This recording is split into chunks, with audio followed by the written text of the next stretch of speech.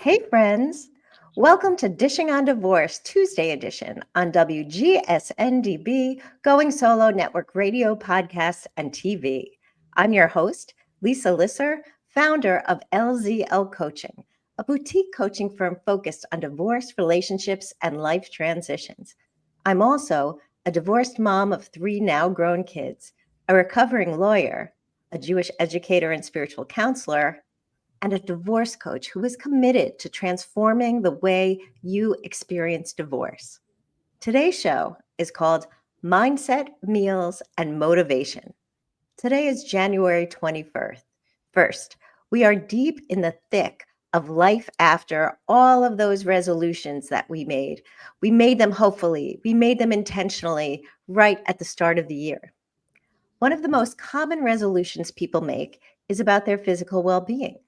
This year, I'll lose 50 pounds. This year, I'll go to the gym 5 times a week. This year, I will stick to my resolutions. Well, we all know how that can go. And many of our resolutions may have already gone the way of 2024. We haven't held on to the commitment. And maybe it's because those resolutions were just too big, too overwhelming to really stick. Hope is not lost. This still could be the year that you make the decision to put yourself first in health, nutrition, and self-care. It could be the year you decide to face your fears and move forward with divorce. When you feel stronger in your body, you're stronger in every area of your life. Our guest today is my good friend, Mandi Page. Mandi has an incredible story about changing her eating patterns because that's what it's about, patterns. Patterns are hard to break, but easier when we have a new pattern to replace the old one. And that's where Mandi comes in. Mandi, welcome to Dishing on Divorce. Thank you. I'm so happy to be here. We're so happy to have you. Thank you. Let me share a little bit about Mandi. Mandi is a holistic integrative nutrition health coach. She's certified by the Institute for Integrative Nutrition, and she guides her clients toward lasting change by offering personalized plans that address physical, emotional, and spiritual well-being. Her approach is not about quick fixes, but about creating sustainable habits that lead to true transformation. She loves cooking, hosting wellness workshops, and making healthy living fun. And I know this for sure because Mandi and I have led workshops together, blending our divorce and nutrition coaching in one short but meaningful workshop. I love working with Mandi. Through her program called the Triple M Method, she helps clients build a holistic wellness plan that's tailored to their needs. Her belief is mindset, meals, and motivation. Mandi knows firsthand. Health is the foundation of everything. That is true. Welcome, Mandi. It was a mouthful, but it's so glad to have you. Thank you. And you said it perfectly. And it is really so true. I mean, Hippocrates said it a long time ago that, let the food be thy medicine. And that is true. I mean, what we put into our mouths can be either the best medicine or it could be the worst poison. Sometimes it looks like a weapon and sometimes it could just be the most wonderful, life-changing thing. So when we look at food in that respect, it might change our overall feeling and choices that we make. Yeah, and it's something that everyone seems to know, but has a hard time following. So let me talk about that. When you shared your story with me, I know that your eating habits were not always the way they are right now. So why don't you share a little bit about that story and what led you to become a nutrition health coach? Yes, happy to give you the short version. I like to say I am a former junk food junkie. I basically it's been about a 10-year change that I've made. So through my, late 20s, early 30s, I barely ate vegetables. I loved fried chicken. I loved hot dogs. I ate sour watermelon slices many nights as my dessert. So I just happened to love candy and love things that just weren't really great for me. And growing up, we were the house that always had these big apothecary jars filled with Twizzlers and Goldfish and Charles chips and pretzel rods and M&Ms and you name it, we had it. And while that was great and fun at that time, I walked around with high cholesterol, a very bloated belly. While I was always pretty thin, I wasn't always healthy. And it was really over time, it was probably when I got pregnant, I would say that I realized like, it's probably time to make some better choices because what I'm eating, I'm feeding my child essentially. And I didn't even know even close to what I know now at the time I was pregnant. I wish I did. So anybody I can share it with, I'm so honored because knowledge is power. So when I was pregnant, I definitely made some better choices, but still not the best. I ate Polly-O string cheese all the time because that was just something weird that I craved. But I'd say when my daughter was about 2 and she was sick, probably every 2 to 3 weeks. And we didn't do that much. I mean, at 2 years old, where are you really going? She had constant colds. She was born, had RSV as a baby. She was in the hospital. RSV now we're all hearing about a lot and we're hearing it in adults, but I'm very familiar with it because I had a daughter in the PICU, the pediatric intensive care unit at 4 months old. So that was awful. And she was on a nebulizer and she'll kill me for saying this, but she was constipated all the time. And she just, I was like, something's got to give. What do I do? Like, what am I doing wrong here? And I had her trying lots of different foods and all of that.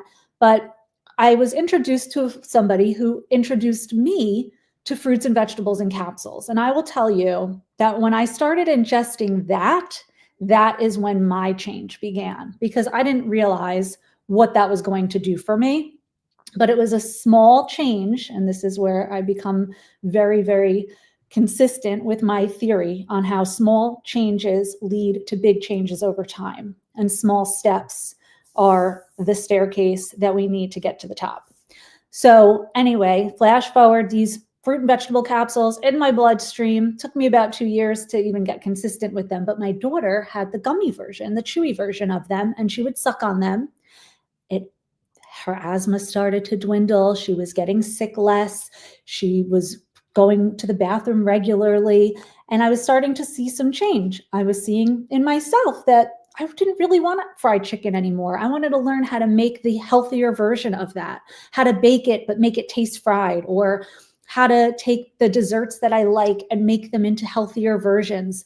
And I started noticing all of these little changes. And that was from having good nutrition in my bloodstream on a daily basis.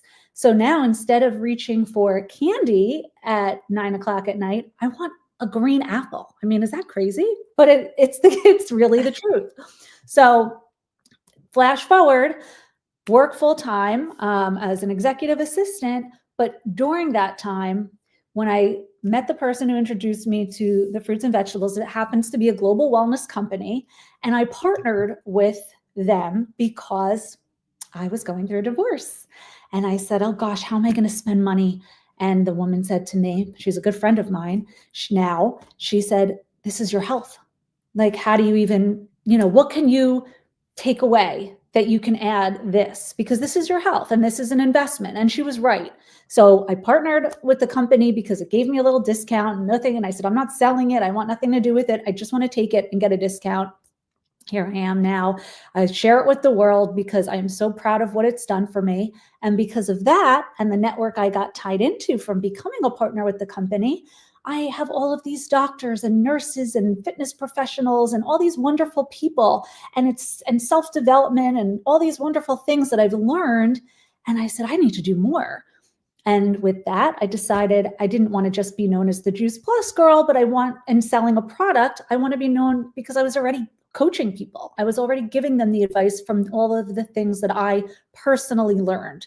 So I went to the Institute of Integrative Nutrition, got my health coaching certification. And even since I've done that, I did continuing ed through there, got my hormone health certification and gut health certification. And I just am continuing to just give myself and educate myself with as much knowledge as possible so that I can help educate others. Health is a journey, and it's not something that changes overnight, but because of what I have gone through, and there's many more things we can get into on that, I can share from an authentic place, having been that person. I'm not somebody who's always, people look at me and they're like, oh, you're thin, you never have a problem eating well. But no, that wasn't really always the case. So that's amazing. So I mean, there's so much more for you to share, but there were some key points in your story that I want us to sort of roll back to. So one is that you can look thin, but not be healthy.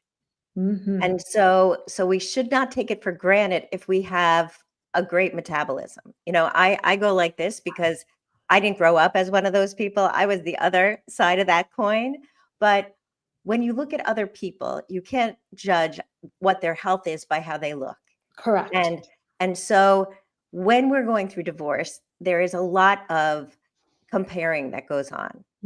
And so some people feel like they have so much to take care of in the divorce, they don't have time to worry about their nutrition and health. Like that's the thing that goes by the wayside.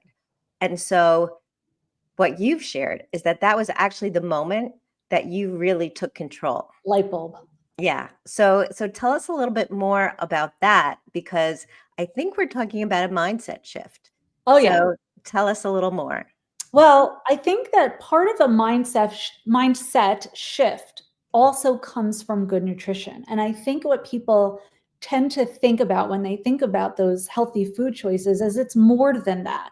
Yes, what we put in our bodies food-wise does actually affect us. Sometimes people think like, if I just satisfy that craving and have that big cheeseburger, I'm going to feel so much better. But typically what happens is they get into a slump right after, or they feel full, or they just feel tired. Whereas when they eat something that's better for them, they actually feel really good. And it's in an adrenaline rush, and it brings about all of the good things that we want, the good hormonal changes, right? The serotonins and the cortisols and all the good stuff.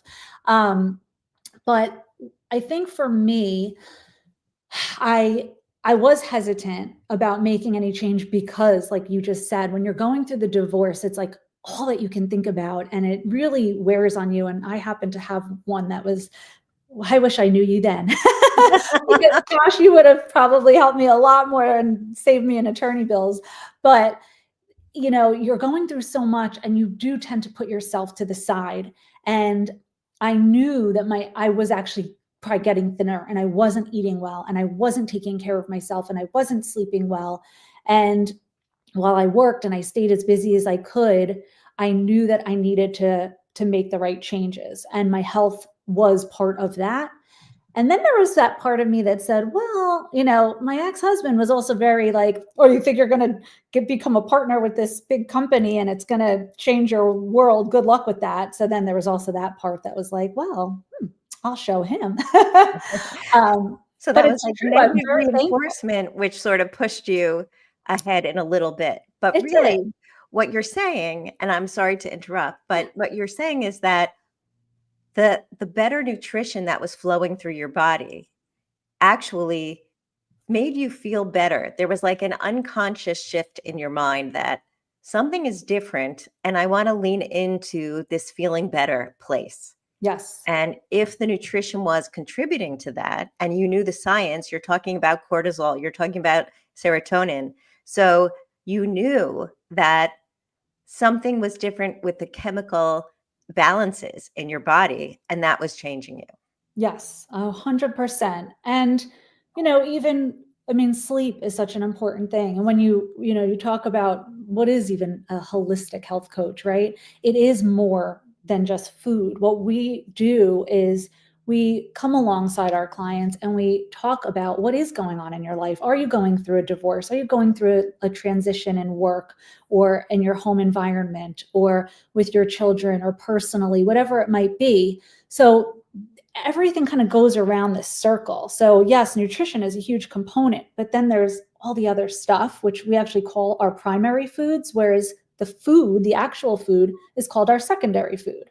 But the primary food is actually the real area that we need to kind of get around. Because even when people do crave that bad stuff, whatever it might be, there's typically a reason for it. Sometimes it's an emotional need that you can probably not, delve into, but there's just so much more to it. So yes, the mindset shift, and I have prided myself ever since then in really being good at mindset and positivity and affirmations and learning how to really reframe things. So if something isn't going the way that I want it to, or the way I need it to, how can I reframe this situation into something positive? So when you go through a divorce, what's the upside? There's plenty of upside if you, take, not for everybody. We all have a different journey. But I think keeping a positive attitude through it all is really, really important. And that goes with, I'm sure, other topics that we're going to discuss today. Yes. Well, it's really interesting when you talk about the shift, right? The shift in your mindset, this idea that divorce, there will be a door at the end that's going to be an opening and an awareness.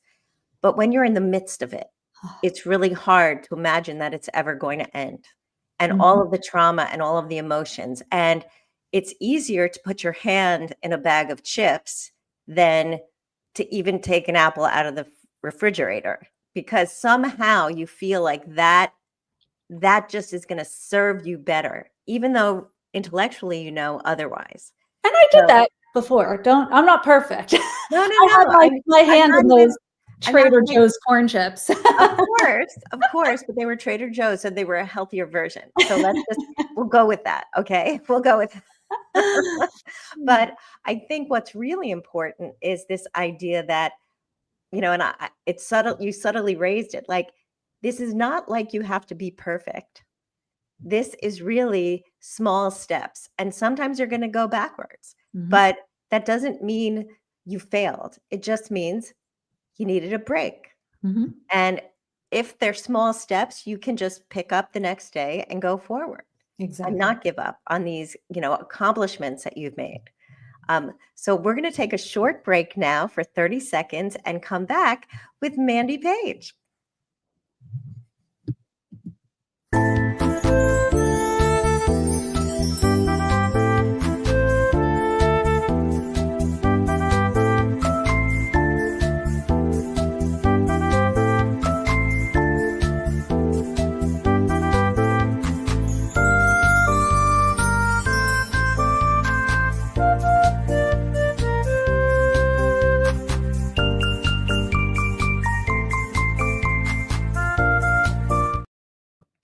And we're back. We're back with Mandi Page from Mandi P Wellness. And Mandi, I wanted to ask you, how do you reach your clients when they say they're ready to start that change, but they're really having a hard time letting go of their old habits? How do you help them develop the new habits and actually take that step forward? That is a great question. And it's not always an easy answer, because I think it really depends on the individual. And one of the things that I pride myself on in my practice is the individual. So there's not a one size fits all plan for everybody. I really need to assess what that person is going through to figure out how I can help them. But if it's really that they're having that struggle with making that change, I would probably say, let's start with that one small change. What's something that we can, I know you and I have talked about this many times. Atomic Habits is a wonderful book, and habit stacking. If you have just one, sometimes people want to make too many changes at once. So I would sit down and analyze with them, what's the first thing or the most important thing for you right now that's just going to make you feel a little bit better? And let's start with that.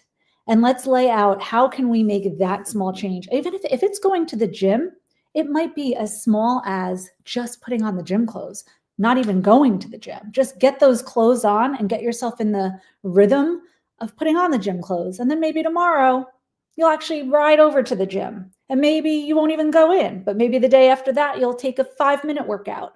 And then eventually you'll work yourself up. I used to walk half a mile Now I'm walking 2.5 to 3 miles like it's nothing, but it took me a while to get there. But it was taking those small steps and each day saying to myself, okay, I'm going to walk a little bit more today and then a little bit more today. And then there's other days where I'm like, oh, it's too cold. I don't want to walk any further. I'm just going to do a mile and I'll go home and do some stretching.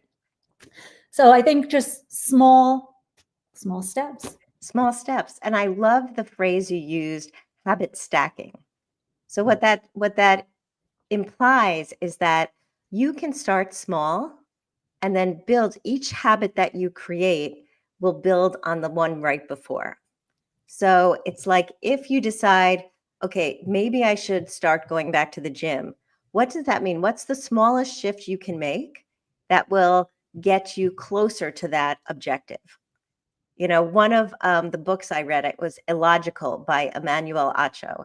He says he doesn't want to call them goals, or he wants to call them objectives, because goals, once you accomplish a goal, then where do you go, right? You're done. But if you have an objective, which might be improving my health, which might be trying new things, then you can be doing that for the rest of your life. It's not like you've accomplished it and you're done. It's that you're accomplishing it and you are continuing. Right. And then from there, what happens is you start to get excited about it and you say, oh, now I want to do something else. And then you might, even with the stacking, it's if I want to start, say, even just taking a supplement, right, that you never took before, you might place that next to your toothbrush so that you remember after you brush your teeth to take that supplement. Or you might just put it next to your cup of coffee so that when you have your cup of coffee, which is something you enjoy doing, you know to do that. I happen to put my supplements in shot glasses every morning right next to our coffee pot. So it's just a given. And if those shot glasses are full at the end of the day, I know nobody did what they were supposed to. So then there's accountability as well. So yes. I like that. It's really interesting when you say this, because I was listening to Mel Robbins a couple of days ago, and she was talking about just what James Clear says. James Clear is the author of Atomic Habits, that make your new objectives achievable. So if that means laying out the exercise clothes the night before, or putting the water right in front of the coffee maker, so you have to drink, you remember to drink that, gallon of water during the course of the day because it's right in front of your face. And your tool of putting your supplements in shot glasses by the coffee maker means it's the first thing you'll see. So you'll have a much better chance of fulfilling your objective. Exactly. I think I listened to the same thing the other day, actually. I was listening to my Thanks, Mel.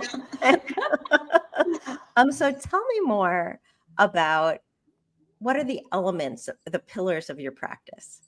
So you're a holistic health coach. So tell us more about what that really means to you. So kind of what I touched upon before is how we have our primary food area and then our secondary food, secondary being your real food, primary being your relationships, your work, your home environment, your job, all the different elements, spirituality, if you're religious and what that might mean to you. If you're not, that's fine too. Just all the different elements that go into mind, body, spirit. So it's not just a physical being, but it's an emotional and mental being. So on my website, it actually shows kind of like my little plan, which is about I put it into almost like a gardening perspective where we start by planting our seeds. And then we need to water to have them grow. And then in order for them to flourish, how do we have them flourish? We need to maintain, and we need to motivate, and we need to have consistency. So we'll share my website after with your readers and listeners. But that's kind of how it works. But then it works according to that client and what their needs are. I might have somebody who it's almost like therapy, coaching. Whenever you want to get better at something, whatever it might be, if you play tennis, you need a coach. That coach needs to guide you to become a better tennis player. And some people want to meet with their coach at least twice a week because they enjoy it and they get better every time. They might not do it for an end game. They might not ever want to stop. They might just love playing with their coach. I know I play better with somebody who's better than me, but with a coach in the health perspective, just having that guidance and accountability, as you said, and consistency. I'm kind of like your cheerleader, your therapist, your motivator, all in one. I like to kind of call myself a wellness GPS, so that I help you get from point A to point B, whatever that might be. And if you get a little off track, that's okay, because we all do. And I'm just here to get you right back so that you don't get lost. Yeah, so you're there to give directions, right? It's not just directions like this is required, but if you go off the track, it just means you have a different path to get where you need to go. Right. And that's okay. We'll lead back. And I typically, when you do talk to people and you let them speak, the clients, they tend to talk and share, and they kind of usually come to their own conclusions of what they want and what they need. They just need that person who's going to lift them up and cheer them on and just help them, either get there or stay there. And, that's where that motivation and mindset really is really important and gets drilled in.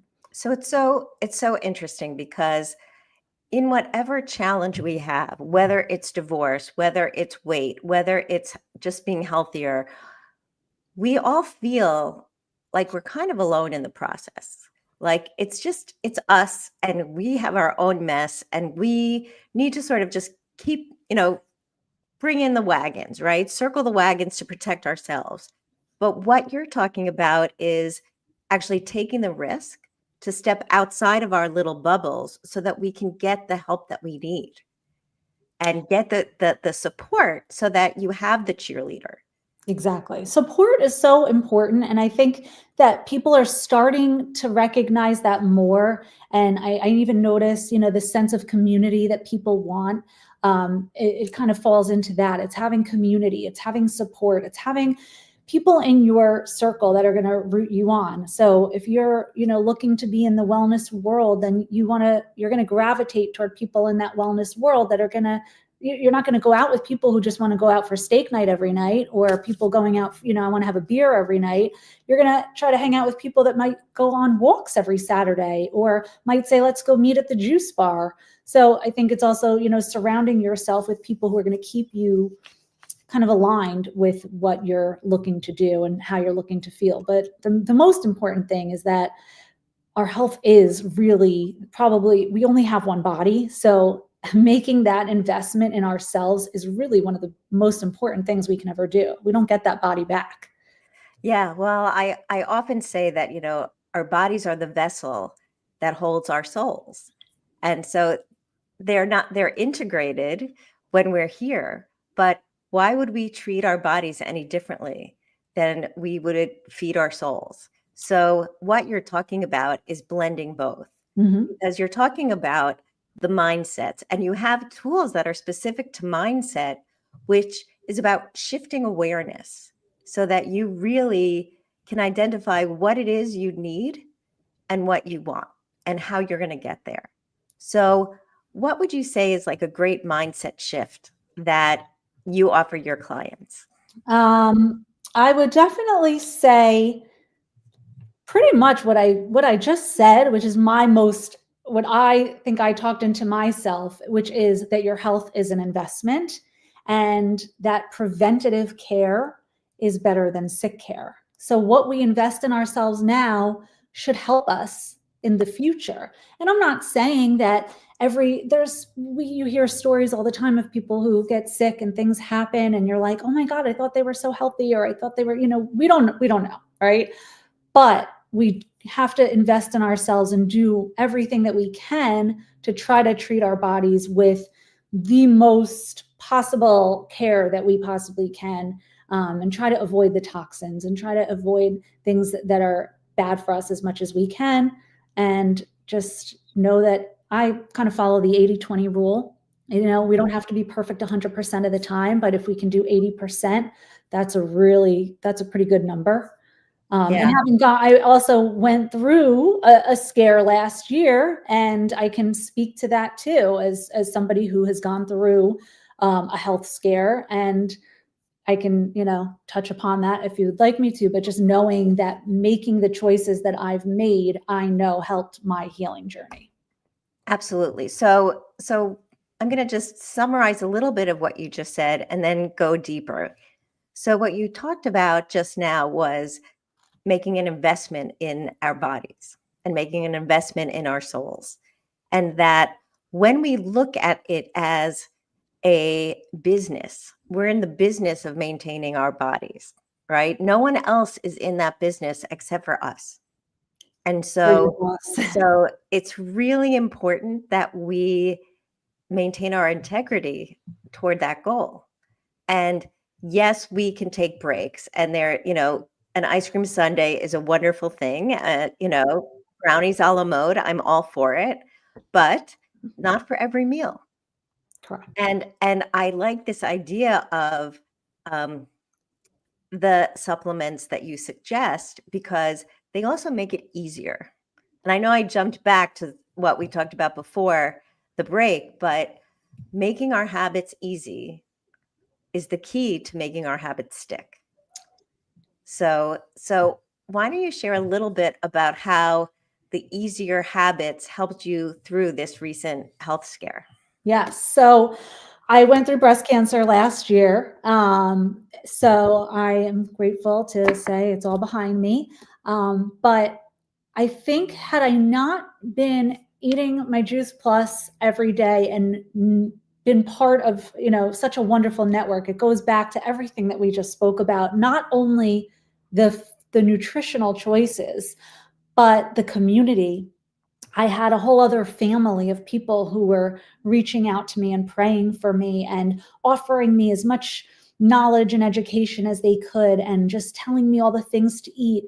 And when I couldn't take my supplements because of surgeries, even though they're technically food, but the doctor didn't want me taking anything in pill form for a few weeks before and a few weeks after.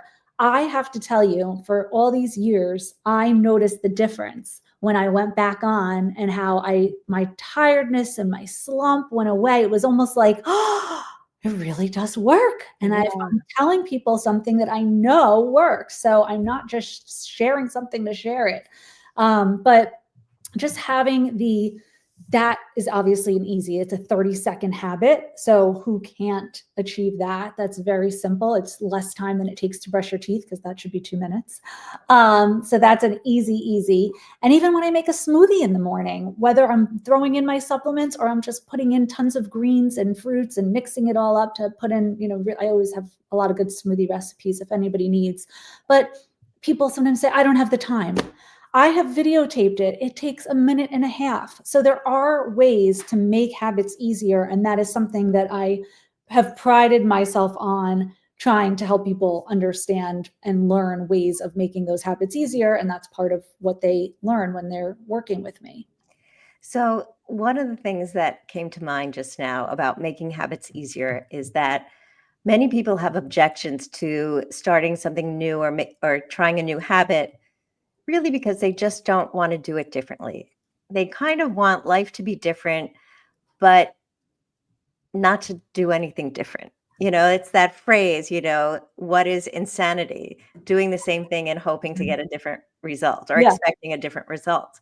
But you have such an energy that can inspire your clients that, making change actually works.